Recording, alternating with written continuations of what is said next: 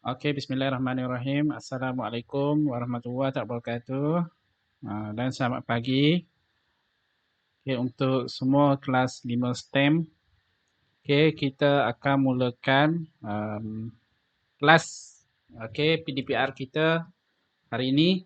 Sebenarnya minggu ni adalah minggu terakhir PDPR. Lepas tu cuti seminggu, lepas tu buka sekolah. Okey, buka sekolah. Jadi hari ini dengan hari Rabu lah kelas. Lepas tu habislah untuk kelas fizik. Lepas tu cuti, naik cuti baru kita belajar dekat sekolah pula. Okey. Jadi untuk kelas hari ini boleh rujuk buku teks. Okey, rujuk buku teks kita akan masuk bab bab elektrik bab 3. Okey, bab 3. Okey, bab 3. Boleh buka buku teks. Okey, muka surat 90, cover page dia muka surat 90. Okey, muka surat 90. Okey, muka surat 90. Okey.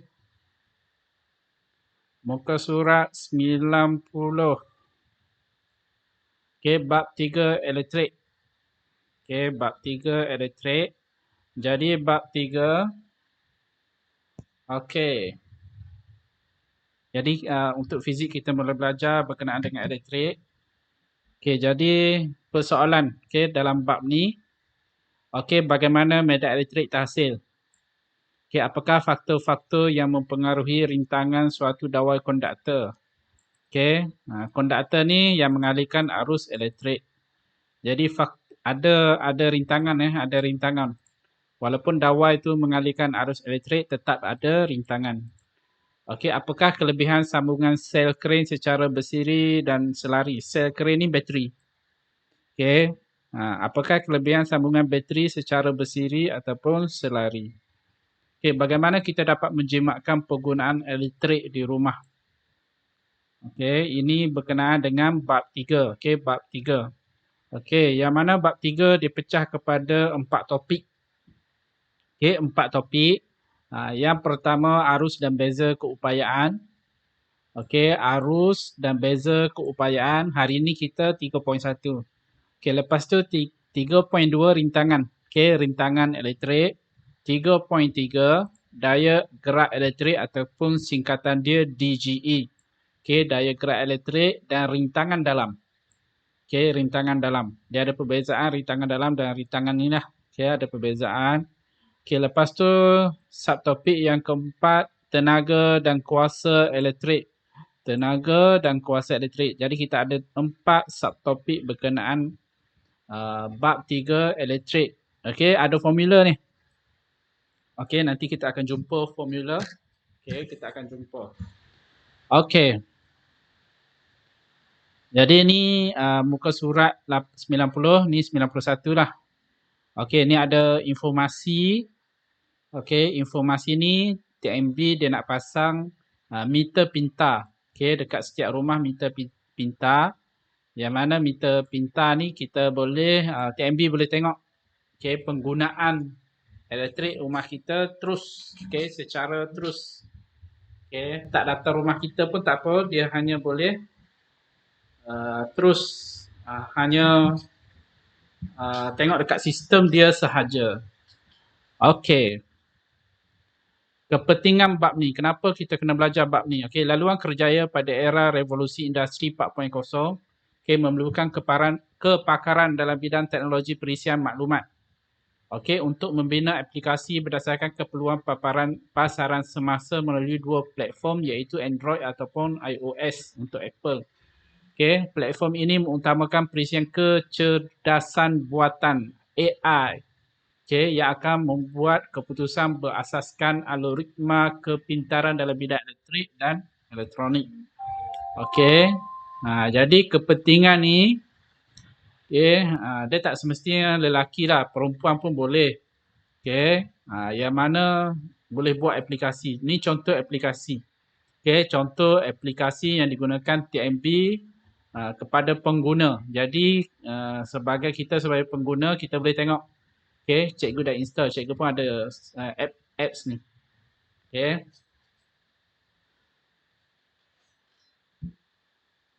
Okey. Muka surat kita masuk subtopik 3.1.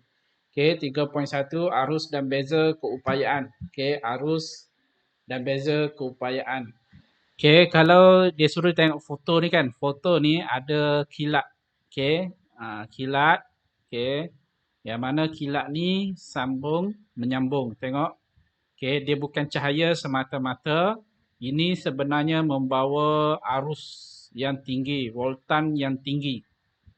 Okey, walaupun nampak ni sebagai ni tenaga yang besar ni, tenaga dia sangat besar. Okey, tenaga dia sangat besar. Okey, kena dekat apa-apa boleh terbakar, boleh meletup. Okey, jadi tenaga yang sangat besar, tenaga elektrik dia. Okey. Jadi kita pergi kepada medan elektrik. Okey, medan elektrik. Kita ada 8 orang. Okey. Medan elektrik. Okey. Apabila sebatang sikat, okey, sikat rambut yang bercas didekatkan dengan aliran paip air. Tak macam ni.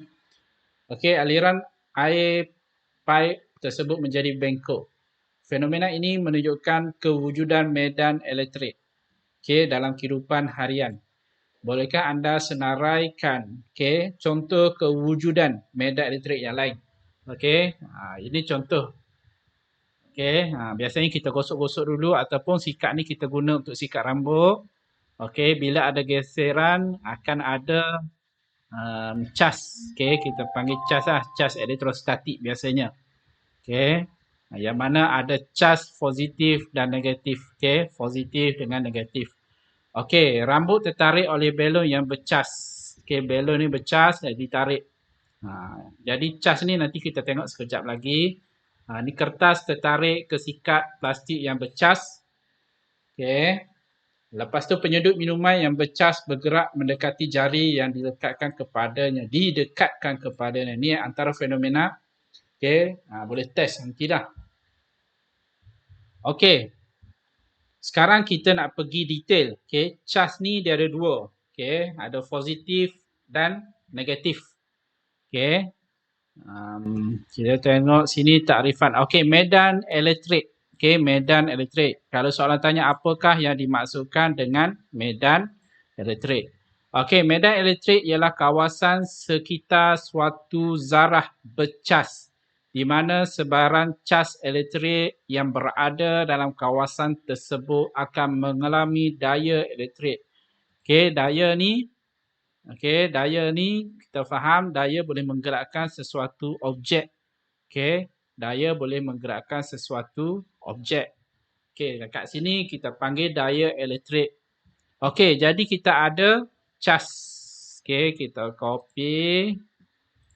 Okey, jadi yang pertama adalah berkenaan dengan medan elektrik.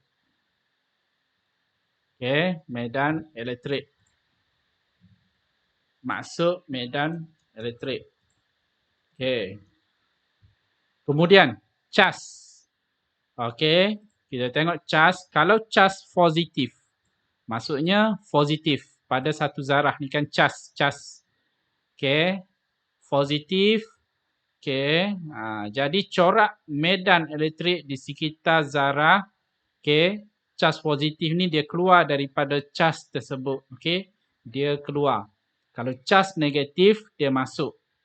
Okey, ini cas positif dan ini cas negatif. Okey. Jadi kita ada poin yang kedua iaitu kita ada dua cas positif dan cas negatif. Okey, yang mana positif keluar daripada zarah cas tu. Okey, kemudian cas negatif dia masuk. Okey, dekat papan tulis tu cikgu poin-poin cikgu letak sinilah. Okey. Okey. Garis medan elektrik di sekeliling suatu zarah cas positif sentiasa menghala keluar. Manakala medan elektrik di sekeliling suatu cas negatif menghala ke dalam. Okey, masuk ke dalam, ini keluar. Cas-cas yang berbeza saling menarik. Okey, tarik, menarik. Manakala cas-cas yang sama saling menolak. Kita tengok corak medan elektrik antara dua cas. Okey, kalau positif dengan negatif dia akan tertarik antara satu sama lain. Mana positif keluar, negatif dia masuk. Okey. Kalau cas yang sama, okey, cas yang sama dia menolak. Okey, menolak maksudnya kalau macam ni dia tertarik. Okey, positif dia pergi kepada negatif. Yang ni cas negatif dia masuk kan.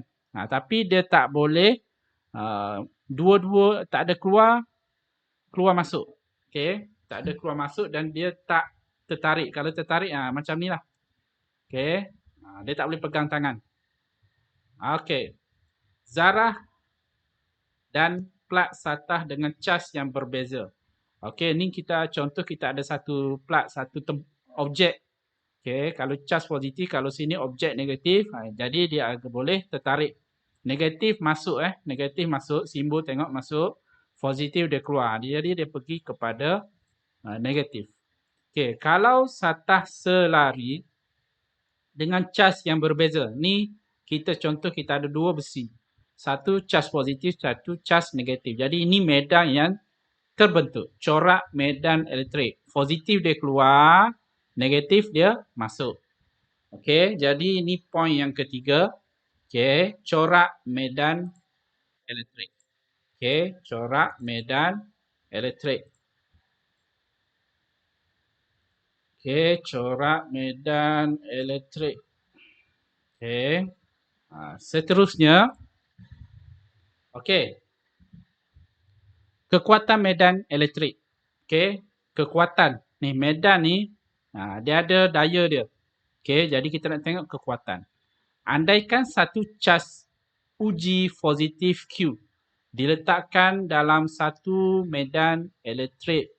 Okey, cas uji tersebut akan mengalami daya elektrik sama ada daya tolakan atau daya tarikan bergantung pada jenis zarah yang bercas. Okey.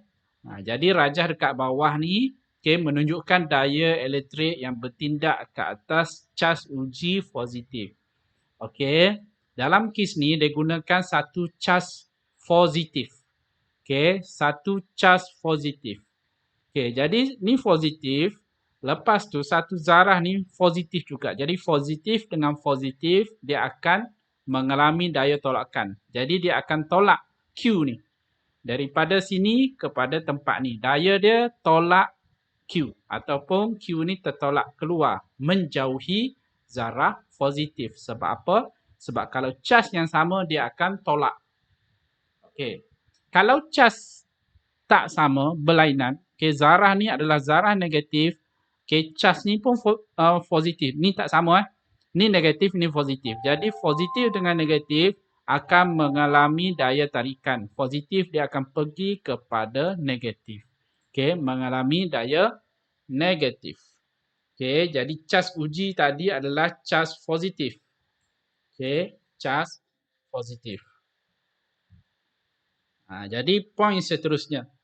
Okey, jadi poin seterusnya yang inilah.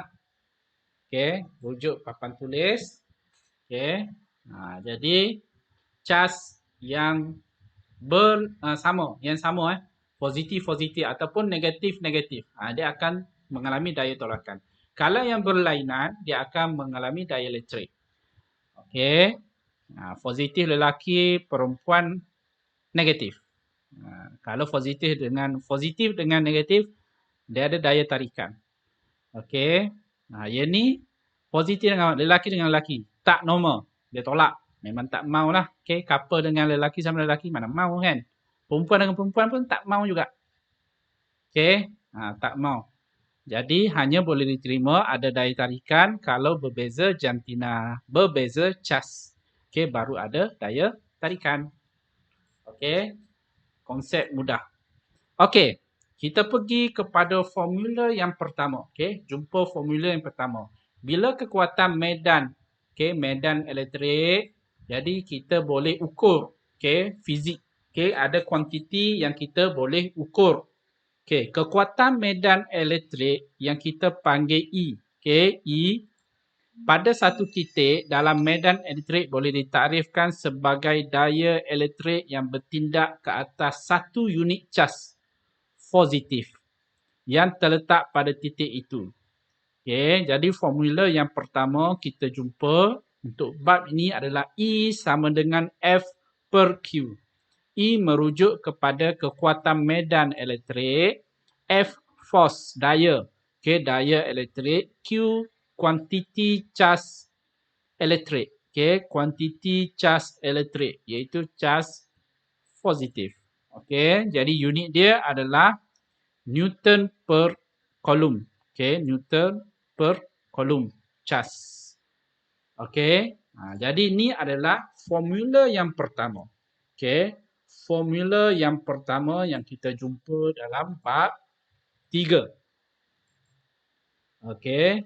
Yang kita jumpa dalam bab 3. Okey. Mana?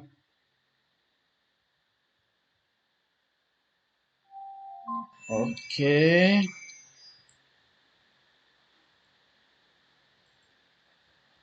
Jadi formula pertama kita jumpa. Okey. Ini adalah formula yang pertama. Okey. Medan elektrik yang ditunjukkan di antara dua plat selari yang bertentangan cas adalah seragam seperti yang ditunjukkan dalam Rajah 3.5. Okey, ini medan elektrik seragam ini diwakili oleh satu set garis-garis medan elektrik yang selari antara satu sama lain. Okey, jadi kita ada satu sambungan ni sumber voltan, okey, sumber arus. Okey, positif dan negatif. Kita ada dua terminal, positif dengan negatif. So, ini adalah positif, dia pergi sini. So, pergi pada plat ni. Jadi, ini charge dia adalah positif. Okey, daripada mana charge ni? Datanya daripada sumber, okey, sumber ni lah. Sumber elektrik ni. Okey, kemudian negatif. Negatif pun sama, dia bergerak ke sini. So, ini adalah plat yang bercas negatif. Jadi, terdapat perbezaan cas, positif dengan negatif. Jadi, berlaku daya tarikan antara satu sama lain. Yang mana positif dia keluar. Negatif dia masuk. Jadi, ini adalah corak medan elektrik. Daripada positif dia pergi kepada negatif. Sama juga pengaliran arus. Arus elektrik mengalir daripada positif ke negatif. Arus dia keluar, positif dia pergi kepada negatif. Okey. Jadi ini yang pertama, formula yang pertama. Kita jumpa pula formula yang kedua. Kekuatan medan elektrik E, sama. Kekuatan medan elektrik yang dihasilkan oleh dua plat. Dua plat. Bercas yang selari ialah E sama dengan V bahagi dengan D. V ni voltan. D ni distance. E ni elektrik. Elektrik. Jadi E kekuatan medan elektrik sama juga dengan beza keupayaan. Beza keupayaan biasa ni lah. Bateri ni berapa beza keupayaan dia? Berapa voltan? Lepas tu distance jarak dia. Jarak dalam meter. Jarak dia adalah dalam meter. Jadi unit SI mengikut rumus di atas adalah voltan per meter. Jadi kita jumpa formula yang kedua. Kita jumpa formula formula yang kedua.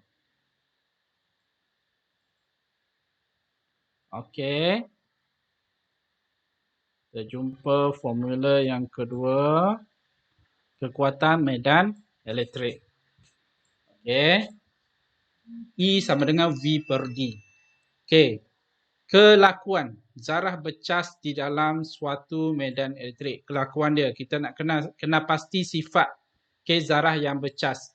Dalam suatu medan elektrik terdapat cas-cas elektrik sama ada cas positif ataupun cas negatif. Dalam satu medan elektrik, ini contoh medan elektrik. Jadi dalam medan elektrik ni sama ada positif dan negatif. Dia ada cas-cas. Yang mana cas-cas yang sama saling menolak. Lelaki dengan lelaki, perempuan dengan perempuan. Konsep jantina Sama juga positif dengan positif dia menolak, negatif dengan negatif pun dia menolak. Manakala okey, cas-cas yang sama menolak, manakala cas-cas yang berlainan dia menarik. Okey, dia menarik. Apakah yang akan terjadi pada cas yang bercas? Apakah yang akan terjadi kepada zarah yang bercas apabila diletakkan dalam suatu medan elektrik? Okey. Contoh. Okey, situasi dia contoh. Okey. Kita ni bola polistirena. Okey, bersalut kerajaan aluminium. Okey, yang ni yang kedua adalah lilin yang kita buka, yang kita apikan lilin tu. Okey, lepas tu kita ada dua plug. Okey, pada plug ni kita sambung dengan bekalan kuasa tinggi. Voltan lampau tinggi. Okey, bekalan kuasa. Jadi bila kita on saja, dua plug ni dia akan mengalami cas. Okey, sama ada kalau kat sini ni positif. So sini positif, sini negatif. Sama juga yang ni, sini positif, plug dia akan cas positif, yang ini negatif. Jadi yang dekat tengah-tengah ni, objek yang kat tengah-tengah ni dia bergantung. Okey, jadi dia akan ditarik. Tengoklah. Okey, kalau kat sini dia ada cas positif negatif, jadi positif dia akan pergi kepada plug negatif. Okey, kalau negatif dia akan pergi pada plug positif. Okey. Ini sebenarnya aktiviti. Okey, aktiviti yang kita boleh macam ni, bola ni dia ikat dengan benang. Okey, jadi bola ni dia akan tertariklah ke salah satu. Jadi kita tengok, kena tengok. Okey, bola ni cas dia apa dia. Okey. Okey, jadi ni pemerhatian. Okey, kesan medan elektrik ke atas bola polistirena yang bersalut logam. Okey, bola yang bersalut logam Apabila bola polistirena disesarkan menyentuh plug logam bercas positif. Okey, maksudnya bola ni kita tolak kepada plug positif. Bila dia pergi ke positif, okey, jadi bola ni akan mendapat cas. Positif ni dia akan transfer masuk kepada bola ni. Okey, masuk ke bola ni, jadi bola ni bersifat positif. Dalam ni dia ada cas positif. Okey, kemudian okey, dilepaskan. Bola tersebut akan berayun berulang-alik di antara kedua-dua plug logam sehingga bekalan kuasa dimatikan. Dia akan positif, negatif. Positif, negatif. Kalau dia pergi kat positif, sini dia akan cas positif. Bila cas positif banyak ke sini, dia akan ditarik ke cas negatif. Okey, bila ditarik pada cas negatif, positif dalam ni dia akan masuk ke sini. Okey, masuk ke sini. Lepas tu cas negatif dia akan masuk ke sini. Jadi negatif pula. Bila negatif, positif pula tarik. Jadi ulang alik. Dia akan pergi kiri kanan kiri kanan kiri kanan sehingga kita tutup switch. Tutup switch dah tak ada cas. Yang ni dekat tengah-tengah ni awal. Okay? Pada masa awal-awal dia ada cas positif dan negatif tengah-tengah. Tapi kalau kita tolak ke plug positif, okay? Jadi dekat bola ni dia hanya ada positif saja. Negatif ni dia akan masuk ke sini. Okay? Dia akan masuk ke sini. Okey, dia jadi dia kiri kanan, kiri kanan, kiri kanan. Okey, macam inilah proses dia. Proses ini akan berulang sehingga bekalan kuasa dimatikan. Okey, bila dimatikan plug ni dah tak ada cas. Okey, dah tak ada cas. Okey, kita tengok api. Okey, api dekat lilin. Dalam exam, okey, sebelum ni lah kan, sebelum ni ni ada masuk ni. Dalam kertas 2. Okey, kertas 2. Ini pun sama. Dalam kertas 2, dalam exam. Okey, dia ada masuk. Wah. Okey. Kesan medan elektrik ke atas nyalaan lilin. Okey, lilin. Okey, ni api lah. Apabila bekalan kuasa dihidupkan, nyalaan lilin akan tersebar di antara kedua-dua plug logam. Sebaran. Okey, nyalaan lilin yang menghala ke plug logam negatif, ni negatif. Okey, lebih besar berbanding dengan yang menghala ke plug logam bercas positif. Jadi api yang bercas positif dia lebih banyak. Okey, lebih banyak dia pergi kepada plug negatif. Okey. Haba daripada lilin, okey, haba daripada lilin menyebabkan udara mengayon menjadi ion positif dan ion negatif. ion negatif akan tertarik ke plug logam bercas positif manakala dan sebaliknya lah. Okey. Ni tengok ion positif mempunyai jisim dan saiz yang lebih besar. Okey. Saiz yang lebih besar. Positif lebih besar. Okey. Lebih berat berbanding ion yang bercas negatif. Okey, oleh itu sebaran yang tertarik ke plug logam bercas negatif adalah lebih besar berbanding dengan sebaran yang tertarik ke arah yang bercas positif. Okey, yang ni dia saiz dia lebih besar daripada yang ni. Okey, jadi lebih banyak ion positif ataupun api lebih banyak ke plug negatif. Jadi ni sebenarnya ni dalam kertas 2 peperiksaan sebelum ini memang dia point dia 4 markah. Okey, 4 markah. Kita kena cerita satu persatu ni lah. Okey, 4 markah. Yang ni pun sama, 4 markah juga. Okey, ada masuk sebelum ini. Okey, ada masuk sebelum ini. Okey, setakat ni ada soalan? Okey, ada soalan tak? Oh, dah ramai dah 9 orang. Ada soalan tak? Oh, astagfirullahaladzim.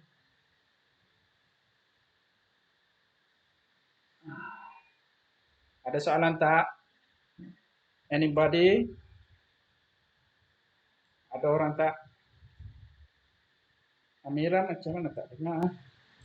Oh, cikgu headphone cikgu tak dengar.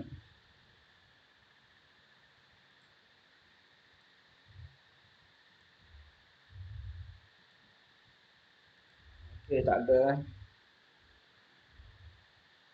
Kelas hingga pukul 12.30.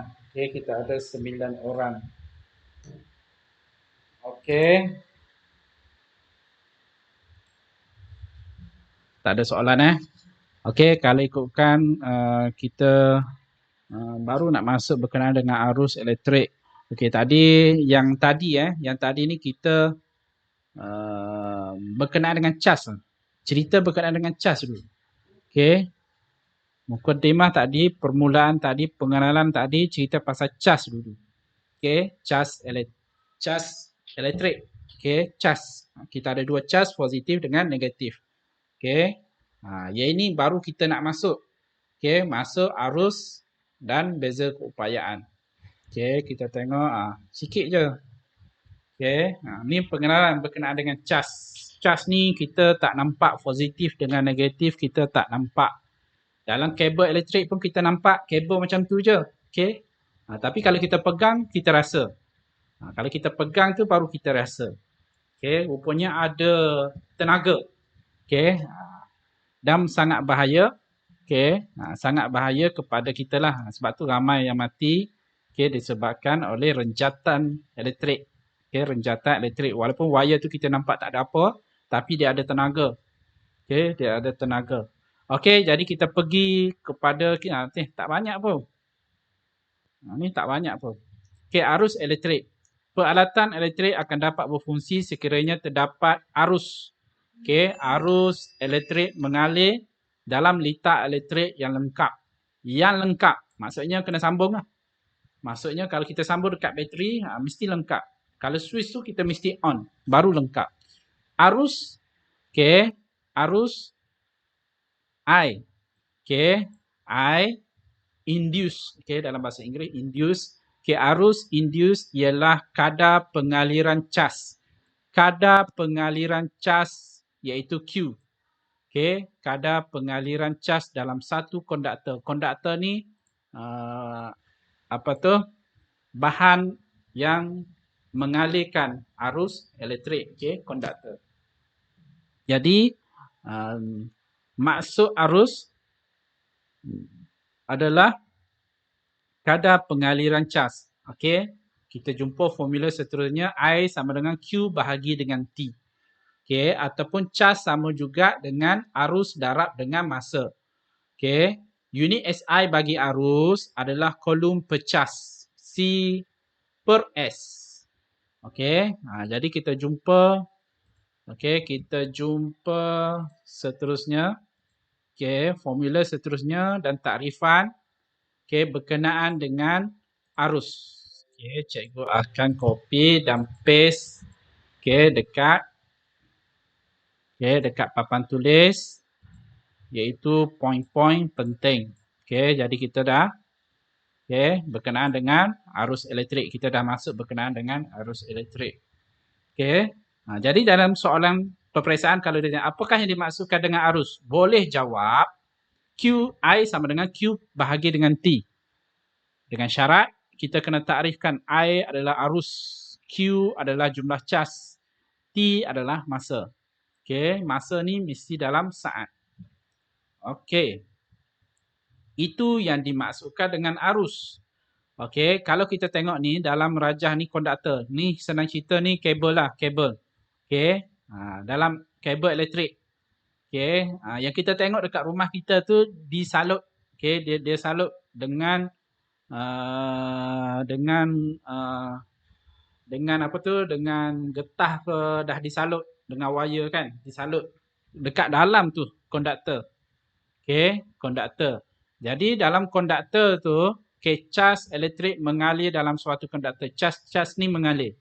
Okey, arus elektrik kalau ikutkan ini adalah positif lah. Positif dia mengalir, bergerak ke arah negatif, terminal negatif. Okey, yang ini arus elektrik. Yang kedua, beza keupayaan. Beza keupayaan. Anda telah mempelajari bahawa arus elektrik ialah kadar pengaliran cas elektrik. Bagaimanakah arus elektrik ini boleh mengalir dalam liter? Macam mana dia boleh mengalir? Macam mana dia dapat tenaga? Okey, hal ini dapat dikaitkan dengan beza keupayaan elektrik. Okey, hal ini dapat dikaitkan. Okey, dia tanya kita macam mana cas ni boleh bergerak dalam konduktor? Okey, jadi macam mana tu kita boleh kaitkan dengan beza keupayaan elektrik. Okey, ni cetusan minda. Dalam medan elektrik, suatu zarah dengan cas positif, okey, mengapakah keupayaan elektrik adalah lebih tinggi pada kedudukan yang dekat dengan cas tersebut? Okey, dengan cas tersebut. Ini sebenarnya soalan pada kita. Okey, arus. Okey, arus dapat mengalir dari satu titik ke titik yang lain dalam liter kerana wujudnya beza keupayaan di antara dua titik dalam liter tersebut. Yang dua titik tu kita panggil beza keupayaan. Simbol dia unit, simbol kita guna V, voltan. Okey, V ni singkatan daripada voltan. Di antara beza keupayaan di antara dua titik dalam satu medan elektrik ialah kerja yang dilakukan untuk menggerakkan satu kolom cas di antara dua titik tersebut. Jadi, maksud dia beza keupayaan adalah kerja. Ni maksud dia, kerja yang dilakukan untuk menggerakkan satu kolom cas. Untuk menggerakkan satu cas. Cas yang banyak ni, jadi beza keupayaan ni dia nak menggerakkan cas-cas ni. Okey. Formula dia V sama dengan W bahagi dengan Q. Okey, ataupun tenaga yang digunakan E. Kerja dan tenaga boleh guna pakai. Okey, jadi formula seterusnya, okey, kita ada takrifan dan kita ada formula.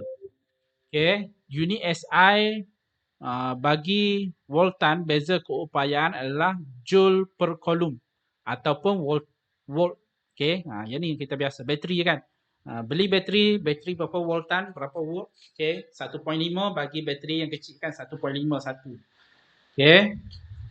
Beza keupayaan 1V bermaksud kerja sebanyak 1 joule dilakukan untuk menggerakkan satu cas, okey, dari satu titik ke titik yang lain. Setiap pergerakan ni, okey, dia ada tenaga nak digerakkan ni. Mesti ada tenaga. Okey, mesti ada tenaga.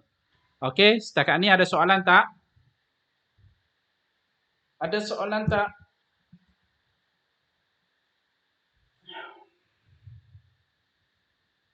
Ada soalan tak?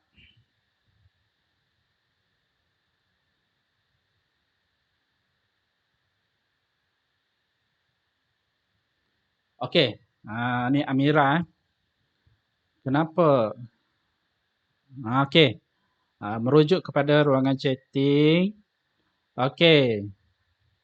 Oh, mungkin cikgu tak dengar kot. Sekejap cikgu cabut. Patutlah senyap. Sekejap cikgu setting. Okey, speaker berfungsi. Okey. Okey, kenapa selalu kilat? Auto blackout. Okey. Rumah kita ada DB. DB tu yang dekat depan tu, biasanya dekat depan tu kita ada kotak. Dalam kotak tu kita ada DCB, ada satu komponen elektrik, yang mana komponen tu dia hanya membenarkan arus elektrik berapa jumlah yang boleh masuk ke rumah kita. Okey, 240 ke 1000 ke, okey, yang boleh masuk. Okey, bila kilat, okey, kilat dia menyambar tiang elektrik, pada masa sama elektrik tu dia masuk dalam kabel elektrik dan dia pergi rumah ke rumah. Dan bila kilat ni, kuasa dia, okey, tenaga dia sangat besar. Masuk dalam kabel 1000 ke 2000 ke 3000 ke, besar. Okey, jumlah yang besar bila masuk dalam kawasan rumah kita, dia detect saja besar, dia tendang.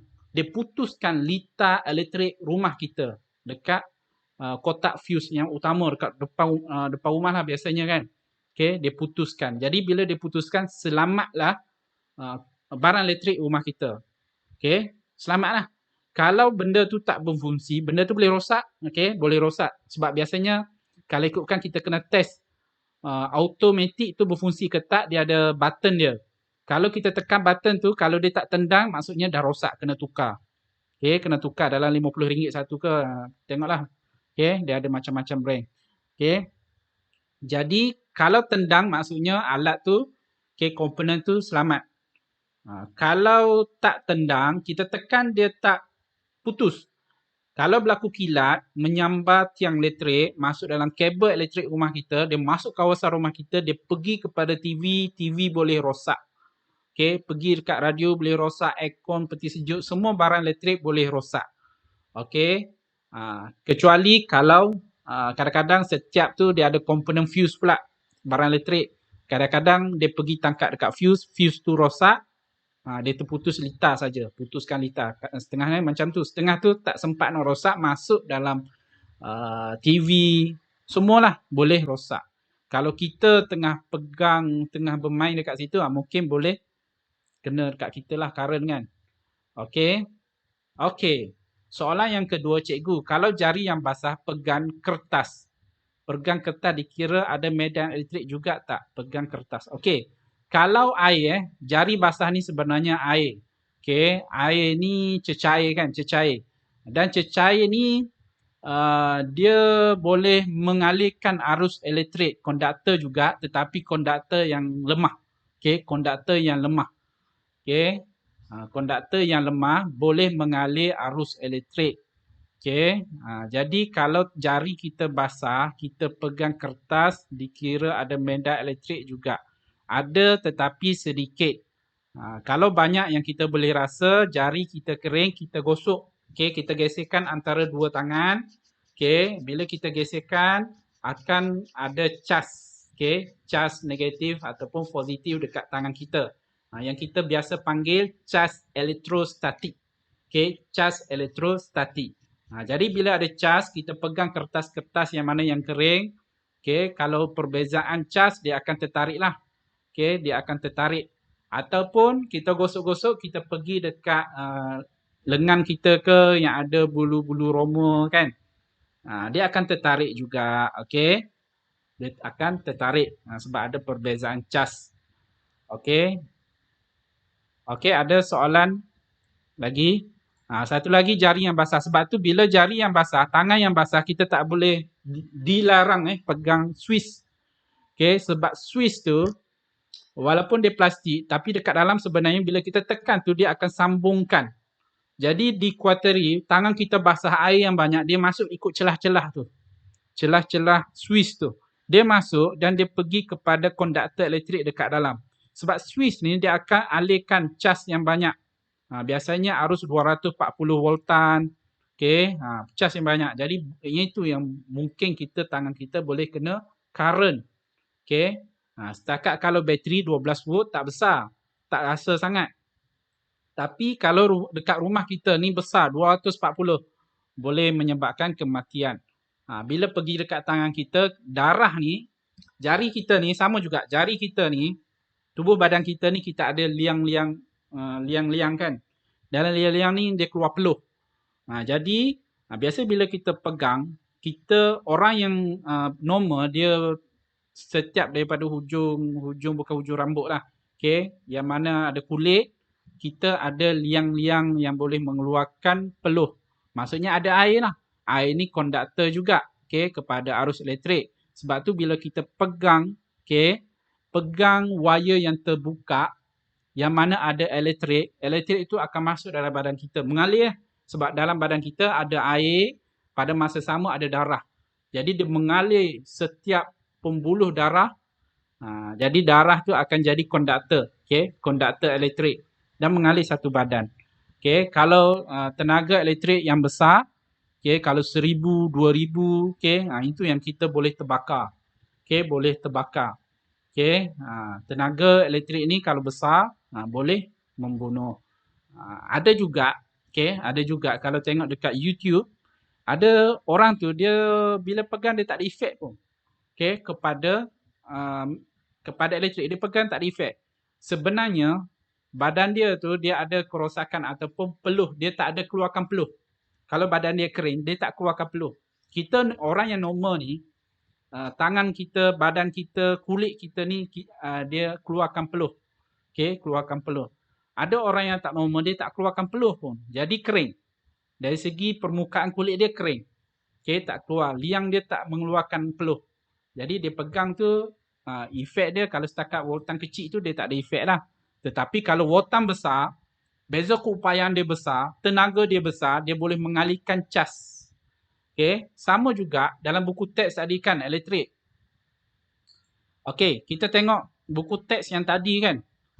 Bila kilat, guruh, okay, kita akan nampak api-api. Ni api-api sebenarnya udara ni kan ada molekul. Molekul. Okay, molekul udara. Jadi molekul ni akan menjadi konduktor tenaga elektrik. Dengan syarat tenaga ni yang sangat besar. Okay, 5000, 6000 voltan. Okay, dia jadi konduktor. Sebab tu dia boleh mengalir macam ni. Biasanya arus elektrik dia nak mengalir mesti ada konduktor. Biasa kita guna kabel lah, kabel untuk alirkan ni, kuasa yang tinggi ni. Tetapi yang kilat ni, tenaga dia sangat tinggi. 5000, 6000 voltan, 7000, 8000.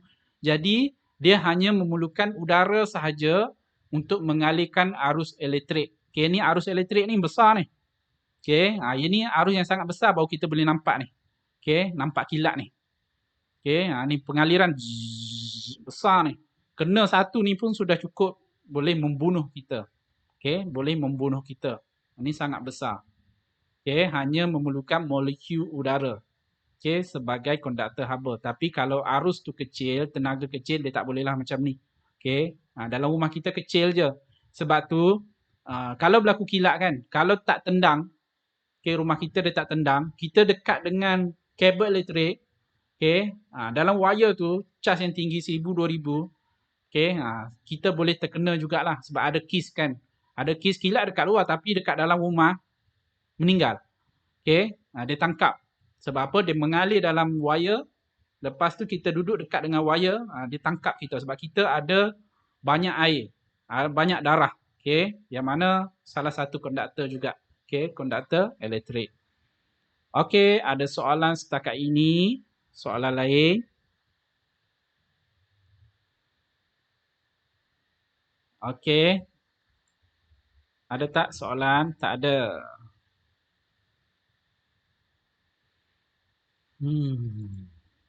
Okay. Kalau tak ada, okay, tak ada. Setakat tu latihan tak payah lagi. Latihan tak payah lagi. Ada latihan dalam tu, memang tak payah lagi. Selesaikan dulu modul yang cikgu bagi tu, buat dalam tu. Modul tu sebenarnya modul bagi bab 2. Okay, bab 2 kita dah lepas. Jadi ulang kaji dulu bab 2. Okay, untuk bab 3 nanti. Okay, untuk hari ini, nanti kelas seterusnya kita pergi kepada subtopik seterusnya lah, hari Rabu. Hari Rabu kita akan pergi kepada subtopik seterusnya. Okay, sebelum kita tamatkan kelas, okay, Isi kehadiran. Okay, isi kehadiran cikgu bagi link. Okay, pergi ruangan chatting. Okay, ruangan chatting. Okay, ruangan chatting. Okay, ada Google Form. Boleh isi kehadiran. Sekarang kita ada 9 orang. Okay, hari ini kita ada 9 orang. 9/27. Okay, tadi cikgu ada kelas dengan tingkatan 4 STEM. Okay, 4 STEM. Tapi 4 STEM dia 37 orang. Okay, 37 orang.